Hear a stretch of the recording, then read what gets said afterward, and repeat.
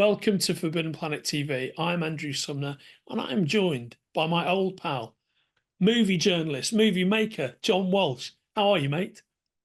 Andrew, great to be back. I'm fabulous, and I'm excited to talk about another new book. Who'd have Yeah, thought? mate, it's always great to have you on because your arrival always coincides with another delicious making of movie book from Titan Books. But you've got a real doozy here now. What are you here to talk about, John? Well, this is the official story of the film For the Third Man, considered to be by many people the best British film ever made, which is quite a controversial thing to say. And it's having Including its me. That I would be one of those people. right, and it's having its 75th anniversary this year with a brand new 4K remaster by the folks at Studio Canal, who own the title. And my book is the first official book looking at the making of the film, all aspects of it, the fights that went on, the internal politics, and of course, I had a deep access to all areas in terms of documents, stills, some sketches, and so I'm hoping that there's something new there for people who are big fans of the film and want to have a deep dive. So that's the access was granted to you by our pals at Studio Canal. Is that right? That's right. So Studio Canal are the rights holder now for this title, and it's part of the British Line Films catalogue.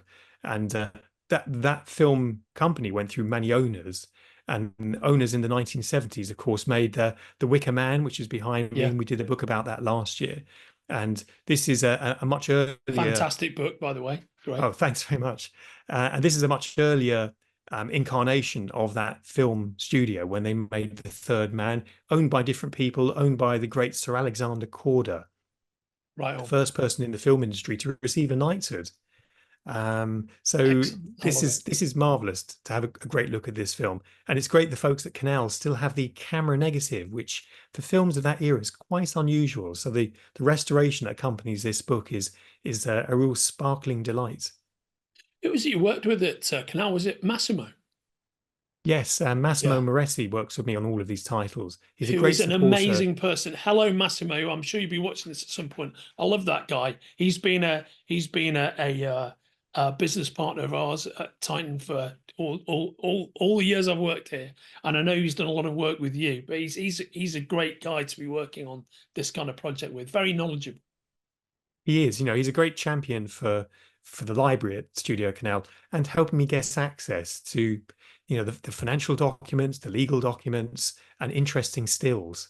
And of course, on this book as well, we had other help as well. We had some images from the BFI, but significantly from the Third Man Museum in Vienna.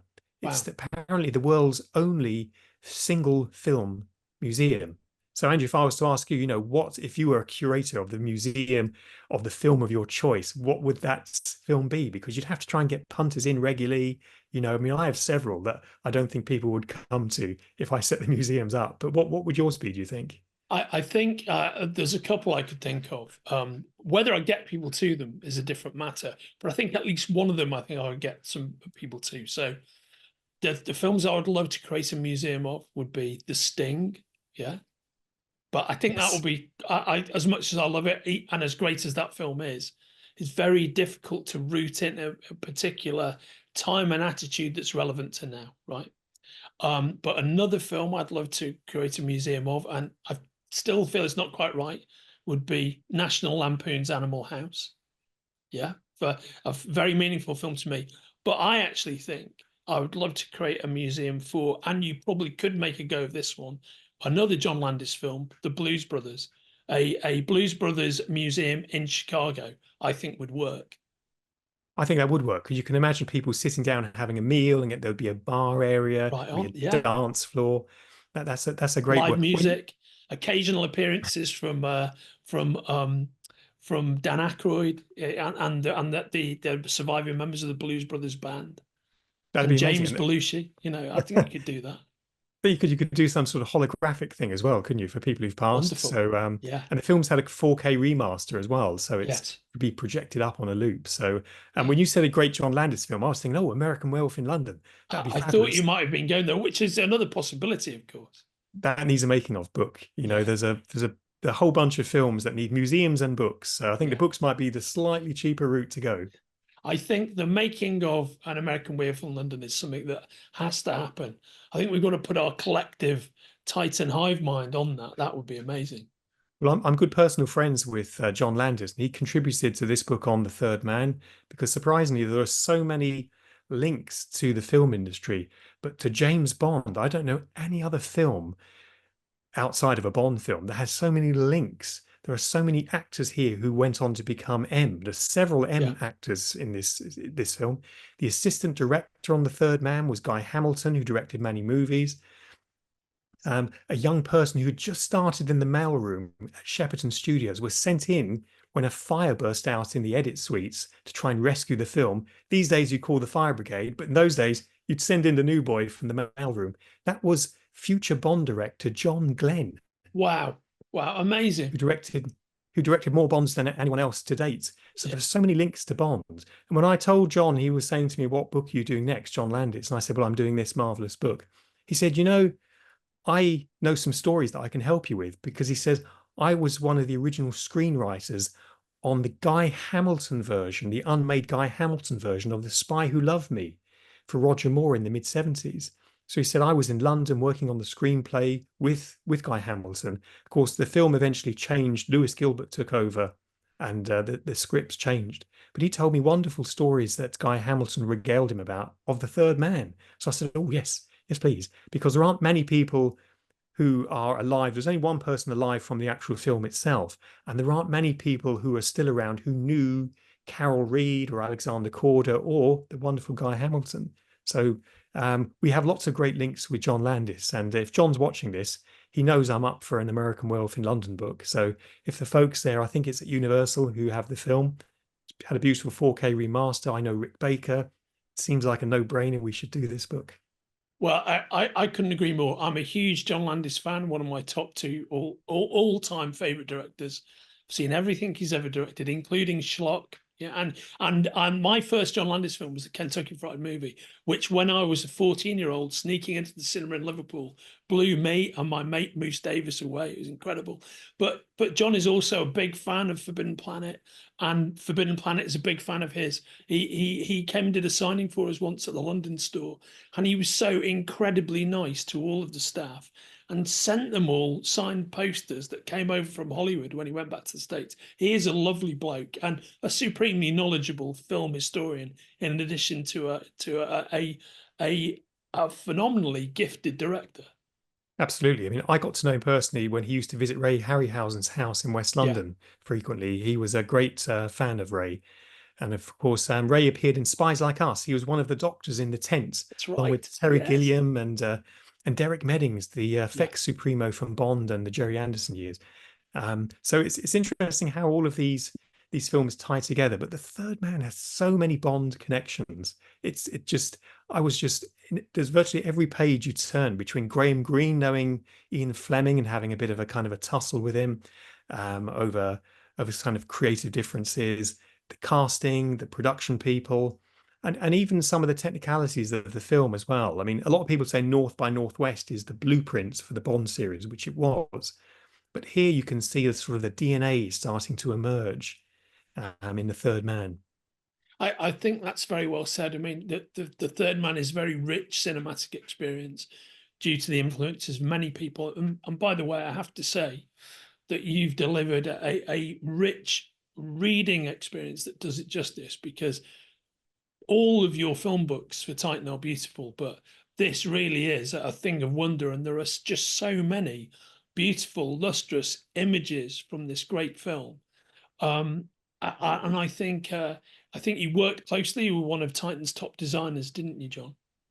Yes, that's right. Myself and William Robinson, who's designed other books for me, including Hello, William. Conan.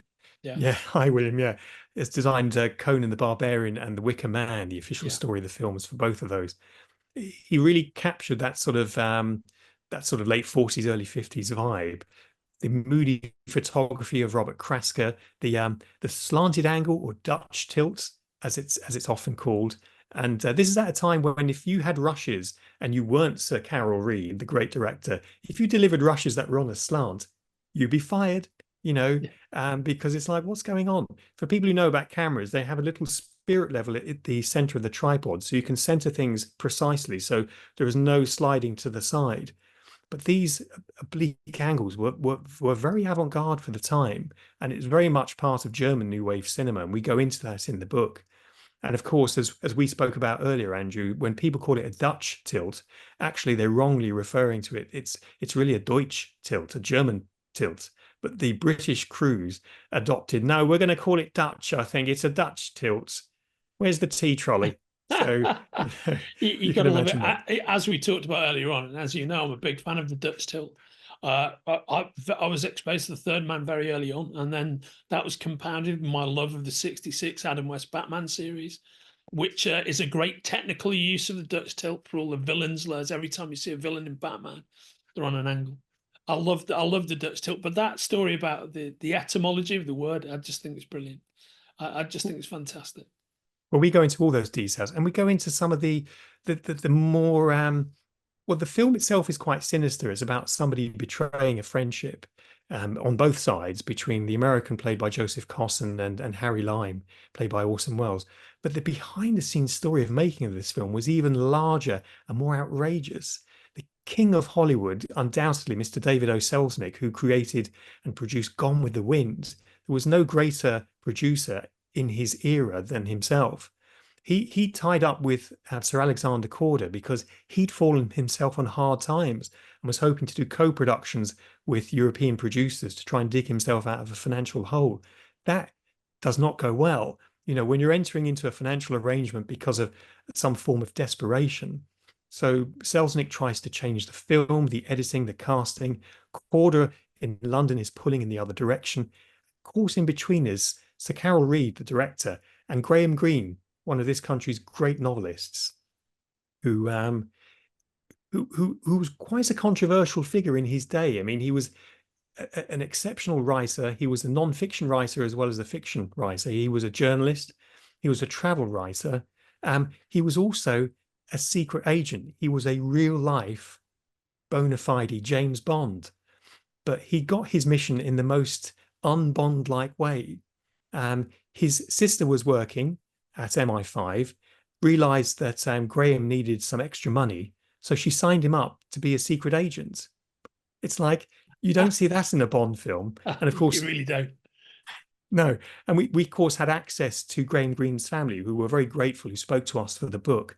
And I was able to put some of those tricky questions, particularly this one, which was one that I had to be very careful about. But this country's greatest traitor is certainly Kim Philby, who was head of the Secret Service in this country and was also a Russian mole, was a double agent. And it's still a controversial name to speak about. Well, Graham Greene was very friendly with Kim Philby. Philby was his boss. And even in the years that Philby was in exile in Moscow, Graham Greene used to visit him and indeed wrote the foreword to Kim Philby's memoir when he was in Moscow. Amazing. Around the time when... How interesting. It's flabbergasting. But the thing that really gives me the chills is this. Kim Philby was one of the Cambridge Five. So 5 men from this country who were found to have been traitors, who were double agents, who were working for the Russians. The third man came out in the late 1940s, but it was nearly 2 decades later the Cambridge Five were exposed. Kim Philby was the third man of the Cambridge Five. It's just like, that's a numerical coincidence that kind of makes the hairs on the back of your neck stand up if you're into spycraft and those sorts of things. So I was able to have the opportunity to ask Graham Greene's nephew about that in the book. And he was very generous with his time with me as well. So I'm most grateful. So people who buy the book, they can find out something more about one of this country's darkest moments. And it's kind of has the shroud of the creative third man around it as well. And I think there are still some questions perhaps to answer, but this book has managed to tease out secrets after 75 years. And that's why I love doing these, because all of these films have something more to tell us. And that's why you're so good at doing them, John. I mean, this book really is a treat on so many levels. I can't underline how great the visuals are. What a great job William's done designing it with you, but your selection of imagery, just incredible. there are two other elements of the book I'd like to discuss with you before we part company, and the first would be the great thing about this movie with Kraska's amazing cinematography is the visual power of it for sure, but it's matched almost equally by the beauty of the score and Anton Karas's memorable, once you've heard it you'll never forget it, zither playing. Can you talk a bit about that and what you discovered? Well, it was kind of controversial because to do something which wasn't a full orchestra when the film had the budget for it, Selznick didn't want the zither player throughout. He felt it made it seem like a travelogue and it didn't create dramatic tensions in the right area. And of course, to use it in that form was quite unusual. So we employed some music experts to come and speak to us in the book, and they've given us their kind of modern perspective on it. But interestingly, Karas was discovered in one of the restaurants that the crew were eating in Vienna. Now, as the story goes, Sir Carol Reed says he discovered Karas and brought him to London. He stayed in Carol Reed's wonderful house, and he recorded the score there. Trevor Howard has a different story. Trevor Howard says he discovered Anton Karas. And of course, when you look at both stories, you have to decide who's telling the truth and who's more likely to be more credible. Yeah. And Trevor Howard was quite the character at the time. He dressed in his British officer's costume outfit and went and got outrageously drunk in the centre of the town and was subsequently arrested because, of course, it was an offence in those days to be an officer under the influence. And so it created quite a to-do. But Anton Karas himself and what happened to him, he was transformed from somebody who worked just in restaurants. He came up with a third man theme a year or two before, and it was part of his repertoire he would play on different evenings. He was transformed into what I can only describe as those shows that are on television like Pop Idol and Britain's Got Talent and America's Got Talent. He was like an example of that. He was plucked from obscurity. The album that he created for the film score, was an international bestseller. He played for kings and queens and even popes at different times around the world. He had this fabulous career as fated this wonderful musician and celebrity, all because of the third man. And he rather touchingly played live at Sir Carol Reed's funeral as well, about 2 or 3 decades later. So it's a marvelous part of the book. We go into it in such detail. We found so many visuals that represent his music in color that have never been published before. We thought we were going to say, oh, about 10% of the images here have been unpublished. It's closer to 60% or maybe even 70% of images have never been seen before. So we're very excited about that. There's lots of color here too for a black and white film. So I think there's lots for people to discover for the first time. Oh, John, that's wonderful. And of course, Karas's zither playing is right there from the get-go in the movie with those amazing, unique titles. He's sewed right into the heart of it, which I've always found fascinating. Absolutely. It's one of those things that people kind of return to. And if we think of later films where music has been used in a similar way, John Carpenter's Halloween in the mid-70s went against type, using a synthetic and a piano score for Halloween in 1978. And that works very effectively, the sparseness of it. So if we look back at what Carol Reed was doing, he was creating something that was kind of sparse, but also played the same to your ear, but depending on what was on screen, had a different emphasis. So the chase at the very end, it doesn't feel like travelogue music.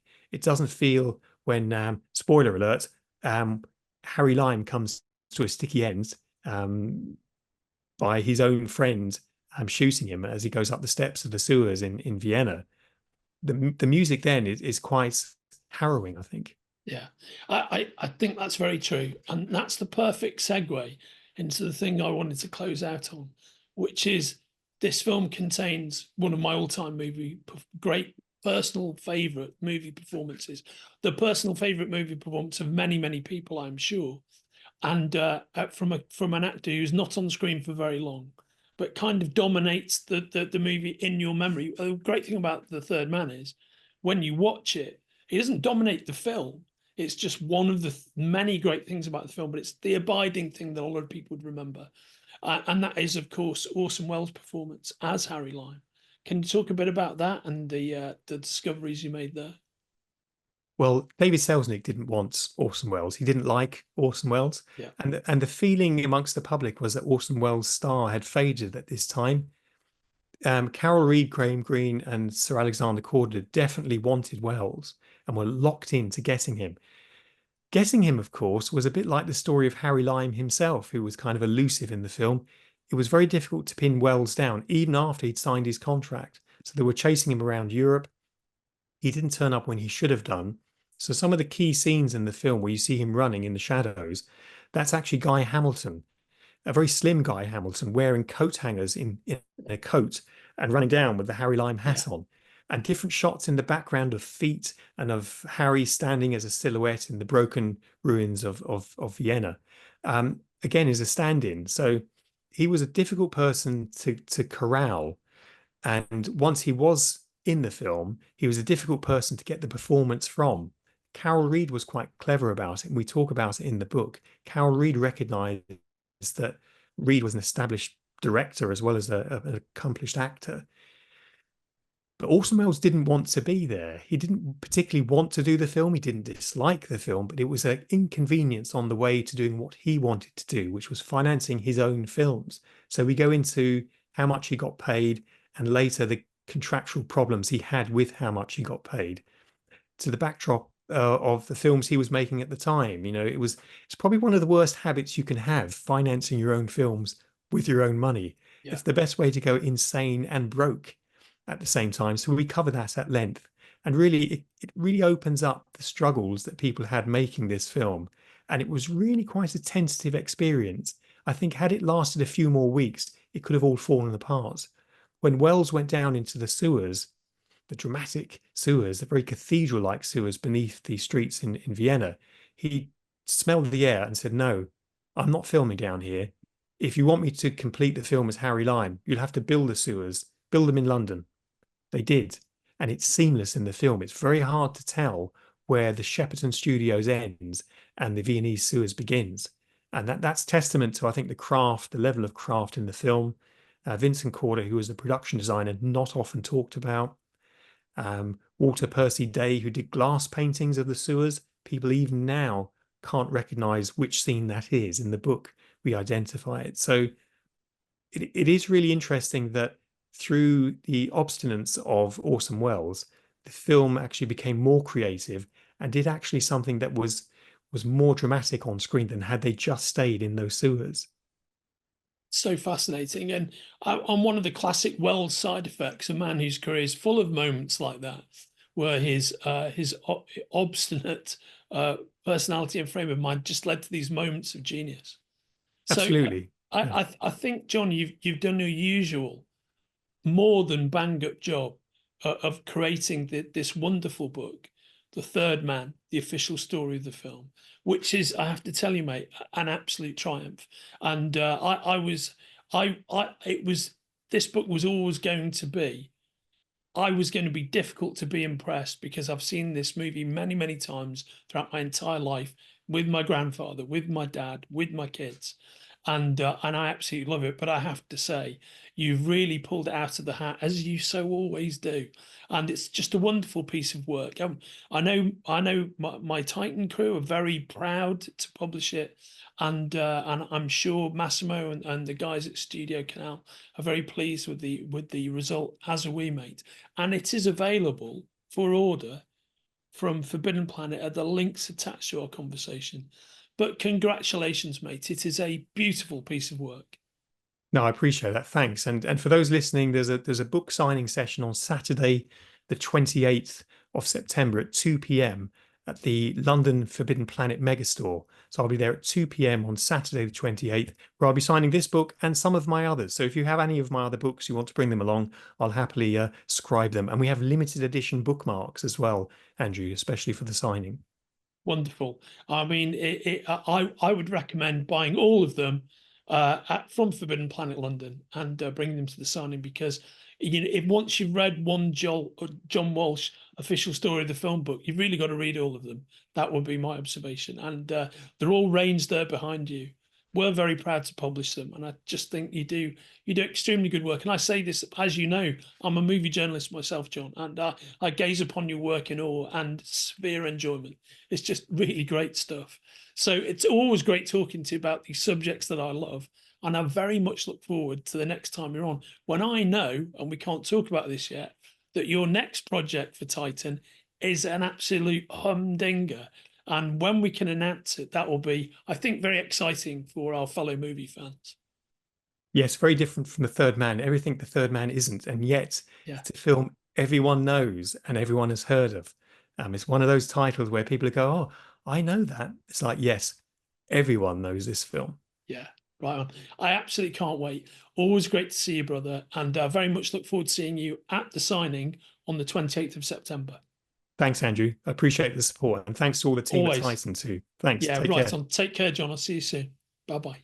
If you're enjoying watching Forbidden Planet TV and you're enjoying watching us talk to the world's most interesting and accomplished filmmakers, authors, artists, musicians, creators, subscribe right here. See you soon.